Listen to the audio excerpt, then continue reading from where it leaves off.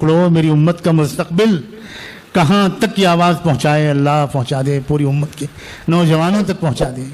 خدا کے بندو اپنے دامن کو پاک رکھو، اپنے دامن کو بے داغ رکھو۔ یہ اللہ نے جو انرجی تمہارے اندر رکھی ہے، یہ انرجی یہ ضائع کرنے کے لیے نہیں ہے، یہ کسی دوسرے لڑکے کو چہرے کو دیکھنے کے لیے نہیں ہے، یہ اللہ کے دیدار کا شوق اپنے اندر پیدا کرو۔ اگر تم نے دوسرے حسینوں کو دیکھنا ہی اپنا شعار بنایا تو اللہ کے دیدار سے محروم رہو، محروم رہو۔ ساری دنیا کے حسینوں کا حسن جس حسن مجسم نے پیدا کیا، اس سے بڑھ کر بھی کوئی حسن ہو سکتا ہے دنیا؟ کیا وقت ہوگا جب جنت میں تمام جنتیوں کو اللہ تعالیٰ جمع فرمائیں گے۔ ہم نے دنیا میں بہت سے اجتماعات دیکھے اور سنے ہیں، اللہ اس اجتماع میں شرکت کی بھی توفیق عطا فرما کہ جنت میں اجتماع ہوگا۔ بیان کس کا ہوگا؟ اللہ کا خود، اللہ جل شانہ خود بیان فرمائیں گے۔ اور کیا بیان فرمائیں گے؟ تمام جنت کے لوگوں سے، مردوں سے، عورتوں سے، جوانوں سے، تمام خوش نصیبوں سے اللہ پوچھیں گے ارضیتم یا عبادی، بندو میری بندیوں تم مجھ سے خوش ہو گئے؟ اللہ اللہ اللہ۔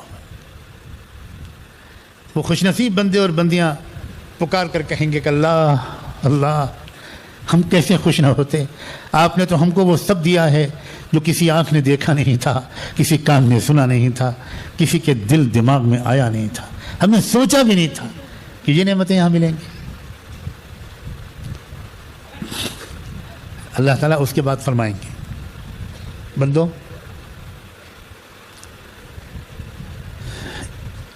ابھی ایک نعمت باقی ہے۔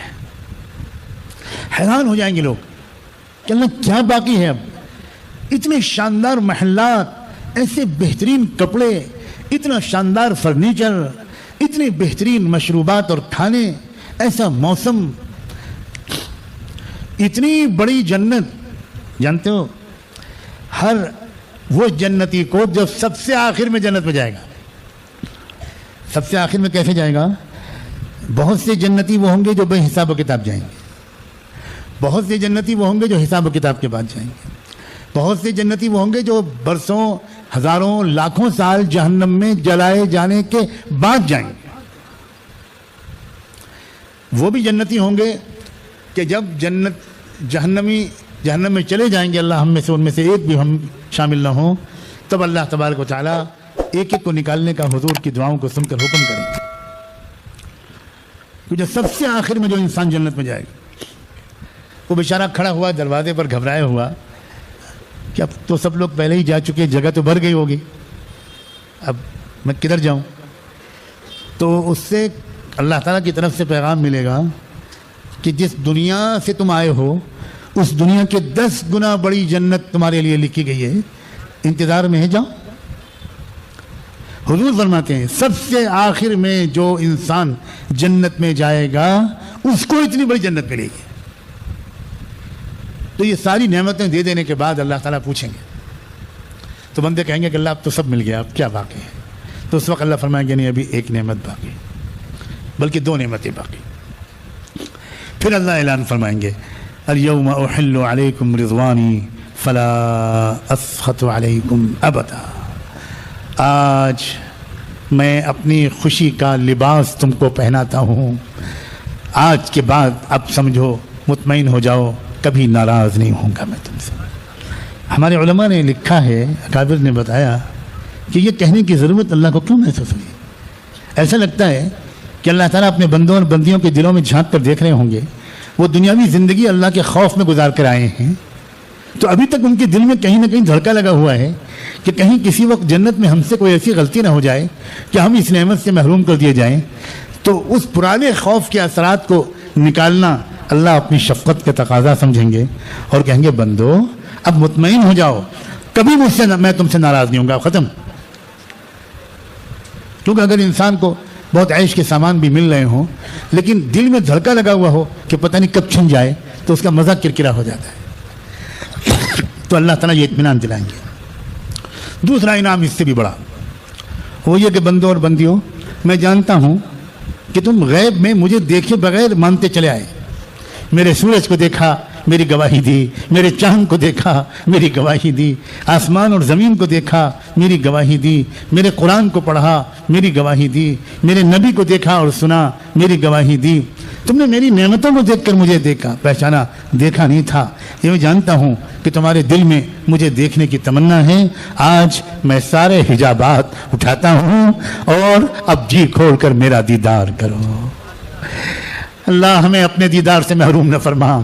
ہم گندی قسم کی چیزیں اور فضول چیزیں اور گندی تصویریں اور یہ اور وہ دیکھ کر اس نعمت سے اپنے کو محروم نہ کریں۔ یہ حق ہے، حق ہو کر رہے گا۔ یہ ہمارے گھروں میں جنت کے تذکرے نہیں ہوتے۔ یاد کرو آپ کے گھر میں کب ایسا ہوا ہو کہ کسی بچے نے پوچھا ہو کہ امی آپ کیوں رو رہی ہیں؟ کسی بچے نے آپ سے پوچھا ہو ابو بہت دیر سے آپ دونوں رو رہے ہیں، کیا بات کیا ہے؟ کبھی ہوا ہے وہ گھر میں؟ کیوں نہیں ہوا؟ کیوں نہیں ہوا؟ مائیں وہ ہوتی تھیں جن کی تہجد میں سسکیاں رو کر سن کر 4-4 3-3 سال کے بچے اٹھ جاتے تھے، اور روتا ہوا دیکھ کر بچہ کیسے پڑا رہے گا بستر پر، وہ لپک کے جاتے تھے، امی امی آپ کیوں رو رہی ہیں؟ امی آپ کے پیٹ میں درد ہو رہا ہے؟ امی میں ابو کو جگاؤں؟ اور ماں بیچاری بچے کو کہتی تھی بیٹا تو سو جا، سو جا، کچھ نہیں، میں بالکل ٹھیک ہوں۔ اب ماں کہتی امی آپ رو رہی ہیں میں سو جاؤں؟ یہ نہیں، یہ کیا معاملہ کیا ہے، آپ بتائیے کیوں رو رہی ہیں؟ تب مجبوراً ماں کہتی تھی بچے کے کان میں بیٹا سو جاؤ، مجھے اپنی آخرت کی فکر کی وجہ سے رونا آ رہا ہے، میرا کیا ہوگا؟ اب بتاؤ اس بچے کے دل میں اللہ کا خوف نہیں آئے گا؟ کب ہوا ہے آپ کے گھر میں یہ واقعہ؟ غفلتوں کے پردے پڑ گئے ہمارے اوپر، غفلتوں کے پردے پڑ گئے۔ نہ جنت کا شوق دل رلاتا ہے، نہ جہنم کا خوف رلاتا ہے۔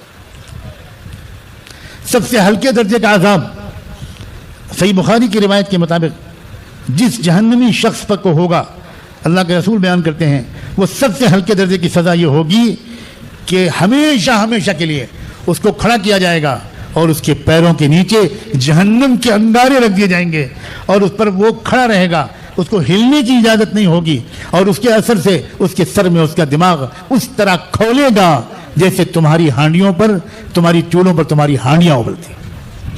یہ سب سے ہلکے درجے کا عذاب۔ ہمیں ڈر نہیں لگتا، ہماری آنکھ سے آنسو نہیں نکلتے، ہم بڑے مطمئن ہیں کہ ہم تو مسلمان ہیں، ہم تو جنت میں جائیں گے۔ اللہ اکبر و کبیر۔ لا إله إلا الله، لا إله